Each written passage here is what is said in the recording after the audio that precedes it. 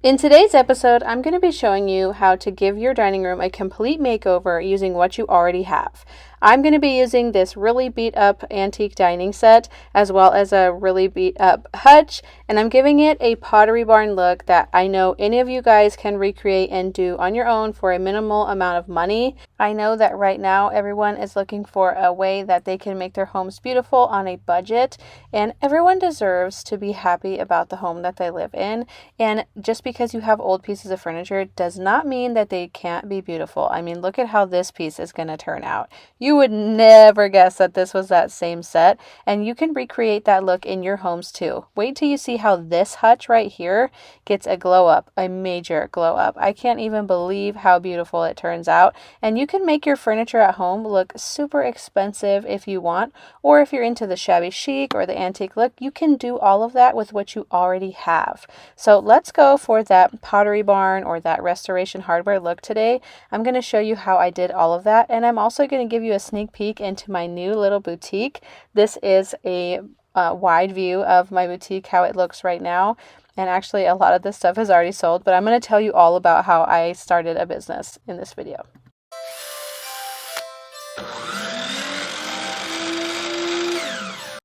Let's start by taking a closer look at this dining set. I paid, I think, around $40 for all the chairs and the table.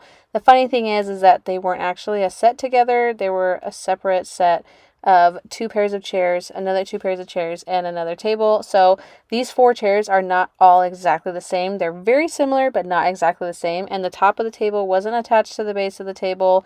It was really beat up, and it had seen some better days. It definitely needed a complete overhaul, but the thing is, it's solid oak, you guys. Your old furniture is in better shape than your new ones when it comes time to repair them. So let's get the sander out and take the finish off of the top of this table.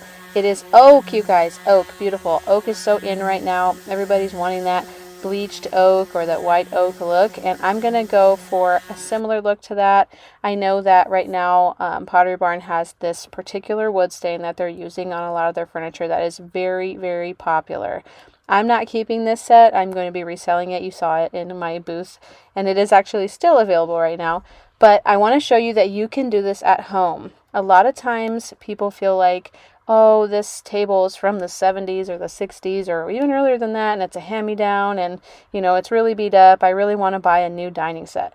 Well, when you buy a brand new dining set, it's not real wood. It may even say it's real wood, and it's not. I've seen that a lot in really big furniture stores. The problem with it not being real wood when you buy new is anytime it gets messed up, like a lot of times you'll see that when you get it wet, it will bubble up. That's not repairable. You can't just sand that back. And so take a second look at your older dining sets that are really beat up like this one and reimagine it with a new stain, with a new paint, because you can repair these older ones. That's what's so amazing about them. After I've finished sanding, I used a 120 grit at first and then followed it with a 220 grit. I'm going to just wipe it down using a paper towel. This is a workshop towel, which is a little bit different than a regular paper towel. But I'm taking off all of the dust, and then I'm going to go on and create a watered down whitewash. You can do this with any white paint. You can do it with chalk paint, you can do it with latex paint, you can do it with any kind of water-based paint. I'm going to be using this Dixie Belle gel stain because it's easy to just squirt a little bit at a time out of that bottle, but you can use anything that you have, okay? You could even use the little 50-cent or 99-cent craft paints because those are water-based too. So I'm going to put it on here with a paintbrush, and then it looks really messy right now, and so when you're doing it and you're thinking, oh my gosh, I'm ruining this, it doesn't look good, don't freak out. It's going to look messy at first, but once you get it all on, you're going to go back over it and do long brush strokes going with the grain of the wood and give it a minute to dry. You don't want it to be puddling on there, but you do want to get a good amount on there, and you do need to see the wood grain through the white. So if you can't see the wood grain through the white, you did not put enough water into your whitewash. And then you see how I go back over it in the end and make sure that all my brush strokes are long and go across the whole width of the piece in the direction that the wood grain is going. This right here may not look super beautiful to you when you see it, or you might really like this rustic whitewash look, and it looks a little bit blotchy. But think of this as the primer to create that Pottery Barn wood finish. When you do a tan wash over wood, sometimes it just gets kind of dark and the orange will still come through in the oak. And so the whitewash is kind of like a primer. And also another thing to remember is when you're doing any kind of paint washes with water on bare wood, sometimes the wood grain can pop back up and it creates a kind of splintery finish. Don't freak out if this happens. All you have to do is take a piece of sandpaper and hand sand really lightly. You don't want to sand off any of that whitewash that you put on. And just go over it really lightly to make sure you're sanding off any little particles that had raised up when you used a water-based finish. The only reason this happened is because the wood absorbed the water again and kind of like expanded, I guess. So it's nothing to freak out about. Totally okay if that happens. Then you're going to wipe back all the dust that you just created by hand sanding before you add on the wood color that we're going to do for the faux Pottery Barn wood stain. And the color that I'm using is Woodwick by Fusion Mineral Paint. This actually has created this look perfectly, and so that's why I stick to this little formula that I've created. But you can use a different type of taupe color. It has to be a taupe. And you're going to water it down because we're creating our own fake water-based wood stain. Another great thing about this is it's no VOCs here. I'm not smelling any stinky wood stains, which is really great for me because I'm super sensitive to that stuff. You're going to do the same exact application. And right now, again, don't freak out. It looks like that paint is just covering up the wood grain completely, but it's not. It has to dry a little bit, and then you'll see that oak come through again. But if it is too solid, you may want to go back and add more water before it dries. You want to spread it out and make it a little bit more opaque. And you're going to go across it the same way you did the whitewash. You're going to apply it and then do really long brush strokes. You see how you can see that oak coming through? And it's already this beautiful neutral wood tone with no orange tones to it. So I'm telling you, if you have outdated orange tone wood in your house and you think you want to get rid of it, think again, because the stuff you're buying, even if it's from high-end stores, is not going to be solid wood like your vintage pieces are. They just don't make it like that anymore. It's too expensive to make it that way now. So keep your vintage pieces and just refinish them. Or if you know somebody who's really handy, you can pay them to refinish it for you. Whatever it may be, keep these pieces. You're going to wish you did. I'm covering it with a Dixie Belle polyurethane. It's just a water-based polyurethane. I'm going to put it on with a wet sponge like this, and I have this sponge linked in my Amazon store if you want to use this. This is the best way to apply a clear coat on a flat surface because it does not leave any brush strokes behind, and it's also extremely easy to just put it right on top of the bottle of my polyurethane. It's called Gator Hide by Dixie Belle. You don't have to use that, but it's a really good one. And you definitely need to do at least 3 coats, and you're going to follow the same method as before where you go long strokes with the grain of the wood. The first coat you do is going to take a little bit longer, but the following coats will go faster since the surface is more slick already. Now I'm going to tape that all off, and the Gator Hide is on there super strong, so my tape is not going to pull up anything. And we are going to paint it, but before we paint it, my husband had to reattach some parts of the base of the table to the top of the table. It was old and wobbly. I'm sure you saw it wobbling as I was sanding it, but it needed some adjusting, and so my husband did this part for me and tightened down any screws that needed to be tightened down as well.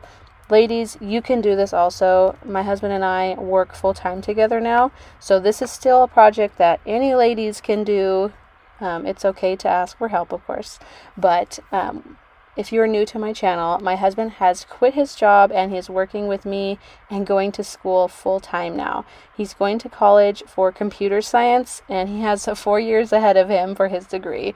So we're going to be working together for these 4 years and using furniture flipping as our income. As a general rule for me, whenever I'm working on furniture that is going to get used and abused, I always go with enamel paints. Now, enamel paints have a terrible smell when you spray them or when you hand paint them or whatever it may be. So make sure you're doing this outdoors. I would never ever recommend doing this indoors. And second of all, wear a mask. It's just a really stinky paint, but it's worth it because they are extremely durable. I mean, extremely durable. You don't have to use a primer. You don't have to seal it. You just spray it on there and let it cure for about 3 days. Depends on your climate, of course, but about 3 days is good before you can start using it. And it will last for a very long time. I mean, it's enamel after all. I mean, they call it that, like the teeth enamel. I mean, that stuff is really strong. But when it comes to dining sets, always use enamel paints. If you're looking for a chippy effect or you want it to look beat up over time, then that's fine to use something else. But Rust-Oleum's enamel paint is where it's at. I know that there is another enamel paint out there that is by Wise Owl. I have not tried it yet. Do want to try it, but I just haven't yet. And one of the chairs had a broken seat in it. So you see my husband here taking out the broken part. I just didn't want that to show through underneath, and we are going to be fixing it here. My husband's using my awesome toothpick trick that I heard about forever ago from some person, I don't even remember. But it's a handyman trick where you stick toothpicks in a hole that is too bored out, and it creates a nice tight squeeze in there for the screw to get back in there and stay nice and tight. And that's what he's showing you right now on this chair. That was the only part of the chair that was broken, other than the seat, of course. And now he is painting all of these chairs in that same black color, and then we're going to create an actual seat cushion on there using some leftover plywood, which you see he's got the chairs sitting on right now. We had this left over from I don't even know what.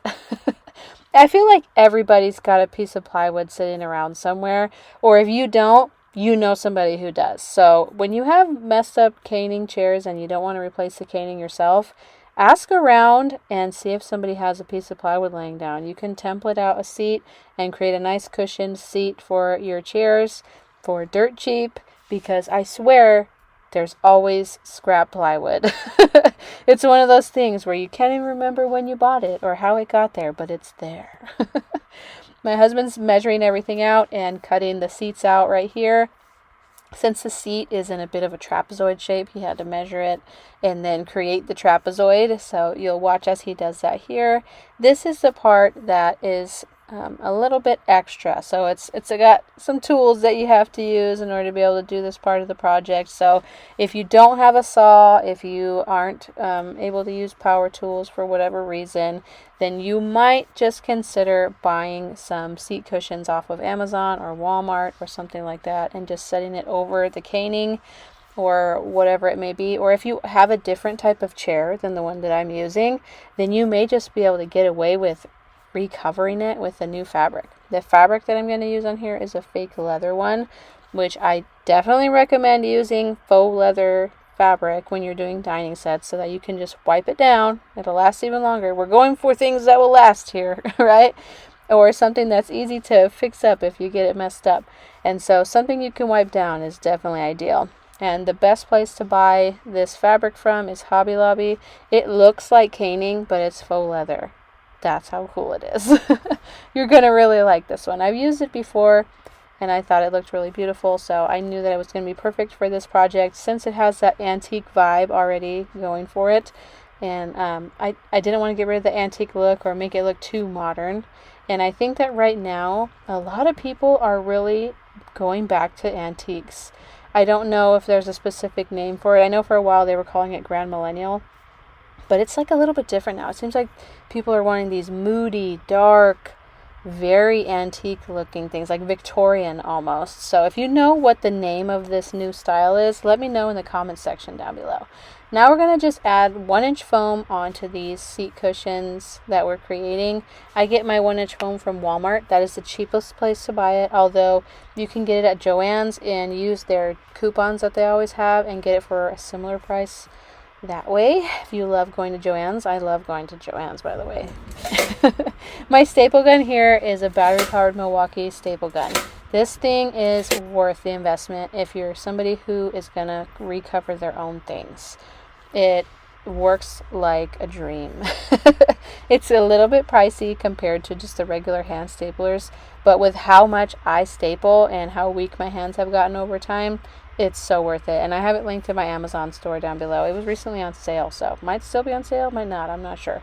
But this is that fabric I was talking about. It's really thick, super durable, and you can get it when they have their 40% off all fabrics and get it for dirt cheap, which is what I did.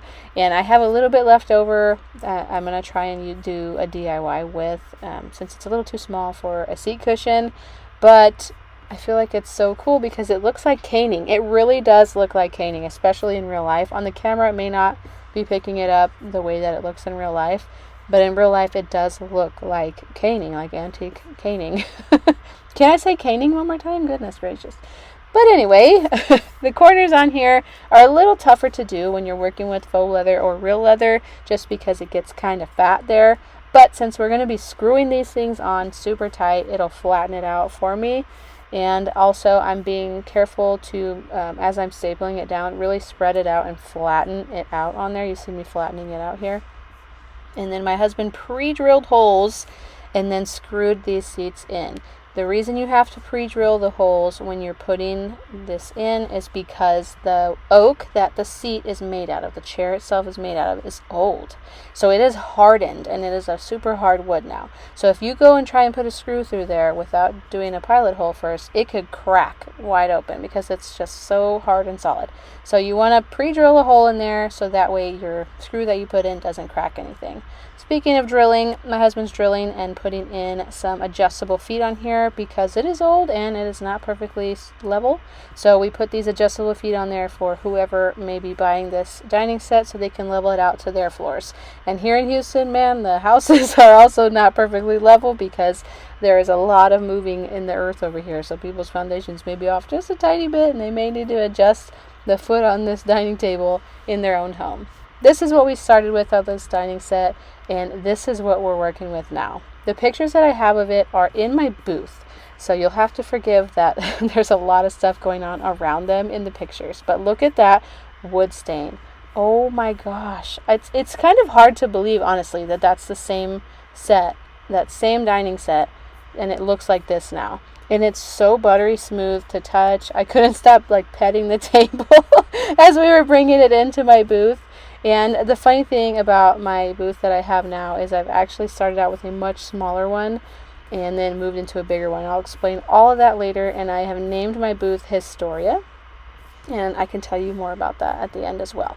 But first, let's work on this big old dining hutch. I think I got this one for free or for super, super cheap. I can't remember exactly. We have worked our tails off lately, and it's all kind of starting to blend together in my brain.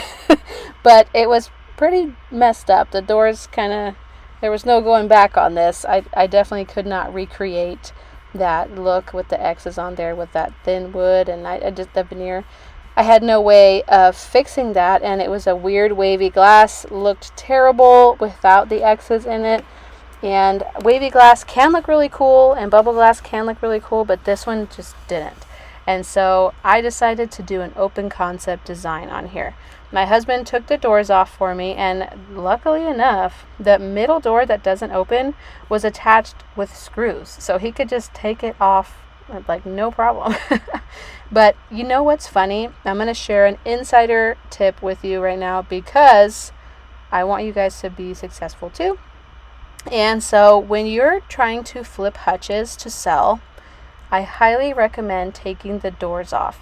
The people who love antiques are going to be gasping at this right now, but I love getting these ones that already have the messed up doors because I'm planning on taking them off anyway. And I also picked the most terrible going to the garbage pieces anyways, just so whatever changes I do to them is going to be an improvement. But having them open like this makes them sell so much faster. I don't know why that is. I mean, I love beautiful doors on a hutch as well, but people really want it to be open so they can see their things that they're displaying on there. And I feel like a lot of times when they have doors on them, they look really dark inside. Even if you paint it, still is really dark inside and you don't really notice what you have on the shelves inside. And so I feel like taking the doors off was definitely the right step, and it proved right when I sold it, because this thing sold, I think, the day that I put it up for sale. Maybe the next day, but no, I got a message for it the day I put it up for sale, and then it was sold the very next day. And it was in my booth, covered in stuff from like all my things that I'm selling. You'll see in the after picture I have tons of stuff set up in there to sell as a display, and they went in there, did everything they needed to do to take all my stuff off the shelves and bought it right there on the spot. These things are selling so well. So long story short, if you're looking to flip some furniture, flip hutches. They're big projects and a lot of people won't take them on, but painted hutches with the doors taken off is where it's at right now. It is selling like crazy. I sold 3 hutches in less than 2 weeks, all back to back. And this one right here, I sold for $449. Yeah, so great profit for, I mean, it was a lot of hard work that we put into it, but great profit. It's definitely worth that. If you were to try and buy a hutch new out of fake wood, it would be like $1,000. So whoever bought it also got a deal as well. And this is solid wood with mahogany, just beautiful piece, great bones. I'm cleaning it all up right now using my shop vac, and it had those drawer sticky liners in there that came out all in one piece. It was great luck. I love it when that happens because, man, those can be a really big pain in the butt if they start falling apart when you're peeling them off. And my favorite thing to do when cleaning, or the best, most effective way to clean nasty pieces like this, is to vacuum them first. Because then you're not dealing with all the little crumbly, yucky stuff in the cracks when you go to wipe it off.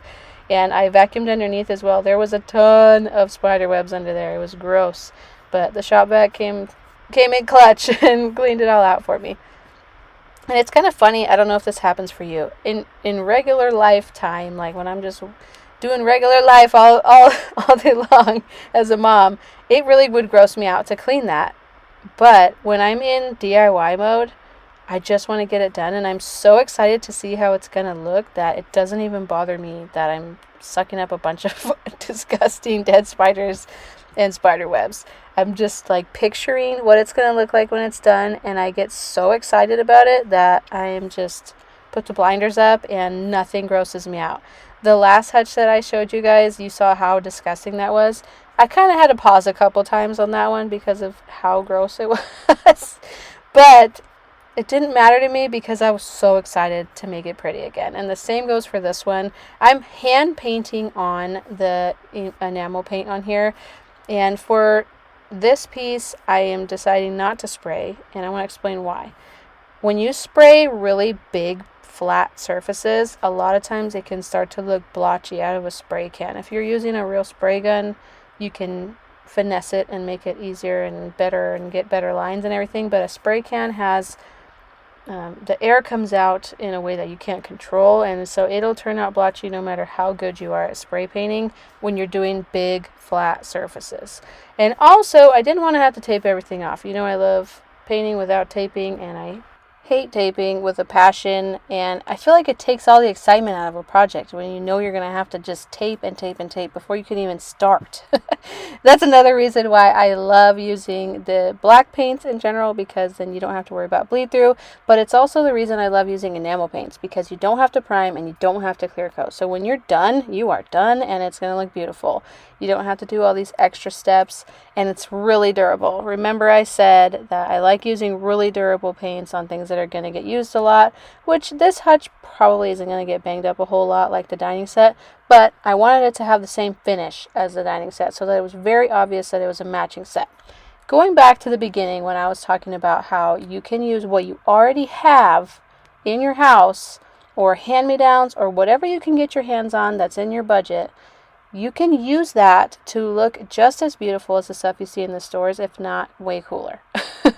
Because all you need is a good coat of paint. And when you make them both the same color, even though they're not matching, like this is mahogany, the other one is oak. It was like an orangey oak.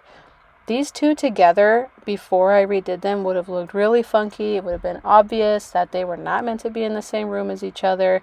It wouldn't have worked. You would look at them and think, whew, these are not the same wood tone.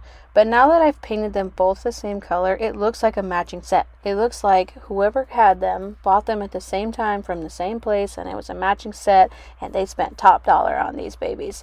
But that's not the case, and nobody has to know that. You can make it look expensive and never tell anybody that it was cheap. You know me, I'm the first person to be like, oh yeah, I only spent like $5 on this. But if you want it to look expensive and you don't want anybody to know that you did all of this on a super tight budget and you have a beautiful set now and they don't need to know how much it costs, you never have to tell anybody. But I think it's kind of fun to brag about the fact that you made it look expensive. So if you're trying this at home, I would love to inspire you to let others know that, yes, you're the one who made it look as beautiful as it does. You're the one who's put in the hours and the work, and you're the one who saw the potential. And another thing is if you're not interested in antiquing and finding deals yet, you will be after this, or you will be after your first time turning something old into something super awesome and beautiful, because man, it is addictive. And I feel like nowadays it is way more popular than it ever was before. I remember growing up, it was like a thing you never talked about, saying that you bought your clothes at a thrift store. It was like a super embarrassing thing that you had to buy used clothes. And of course, all my clothes were thrifted, but I never wanted anybody to know that. And if they found out, I would just die of embarrassment. And so now it's like, thrifting is so cool, everybody's doing it, and they're thinking that older clothes look even cooler than newer clothes, and I feel like it's just such a nice breath of fresh air that people are finally realizing that there is nothing wrong with taking something that is old and in great condition to reuse it again. This is also the case with home decor and furniture. It is a little bit harder to find furniture that's upholstered, or like couches and side chairs and things like that. It's kind of hard to reimagine those just because it takes a little bit extra skill. But throwing a coat of paint on something, especially using an enamel paint, since you really don't need a primer and you don't need a clear coat on it, it's a one-day thing. You could just give a complete makeover to something in one day. Why not? And this thing is going to last forever. I know this thing will be around way longer than me in this world. And if you get sick of it, you can resell it because it keeps its value and you'll probably get a profit anyway since you made it over. After it was done, dried, cured, we brought it to my booth and I cleaned it with a Restore finish. I wanted to have a really nice sheen to it. And also, when it was a matte finish, it was attracting dust really bad. So here's where we started. And now it looks like this. Ta-da! Look at the beautiful lines. I distressed the edges just a little bit as well. I didn't show that in the video, but here it is in my shop with all these cool things that I'm selling, and it looks divine. It looks so expensive and luxurious, and it definitely looks antique, which I love. I kept the inside of that secretary desk wood, so when you pull it out, you see that wood tone in there. You may recognize quite a few of the things that are in my booth as projects that I've done here on YouTube, as well as a lot of new stuff that I haven't shown you guys yet because we have been working our butts off getting everything in this booth, as well as just trying to keep it stocked. So that is a lot of going out and finding cool things, going to yard sales, going to Goodwill, going to all these different places, buying online, things like that, to make sure that I have really cool, unique stuff in my booth. I started out with this tiny booth right here in the way back, like storage room of the boutique that I sell in, and I was doing so well that when a bigger booth became available, the manager of the store offered the bigger booth to me and I took it right away. So this is what I started with, just this little tiny spot. That hutch right there was falling apart, had water damage, and it resold for $60. This hutch right here, you remember me using it in my living room makeover, but I had to end up selling it so that I had a place to put my stuff in my booth, and that sold for $289. You may recognize those pumpkin things as well. And then in the bigger booth, we added on some square footage here using some cedar fencing so that I can hang more stuff without putting it in the drywall. And we have just been working so hard to make sure we have cool stuff in this booth for one, and moving our stuff from one booth to another. And I really want to talk more about starting a business like this in my videos coming up, because so far it's going pretty well. And I think I figured out some things that help as far as creating a business like this. And definitely you guys watching are a big part of what makes this possible for me, because by you watching, my family makes a little bit of an income that allows me to stay home with my kids, as well as go out and find all these cool things, work on them, and make a real living off of it. So if you want to hear more about starting a business like this and how it works for me, how much I'm making, things like that, then comment down below, and I would love to talk more about that in my future videos. But thank you so much for watching. If you liked what you saw today, don't forget to hit that subscribe button. We would really appreciate it, and we'll see you next time on my next flip. Bye!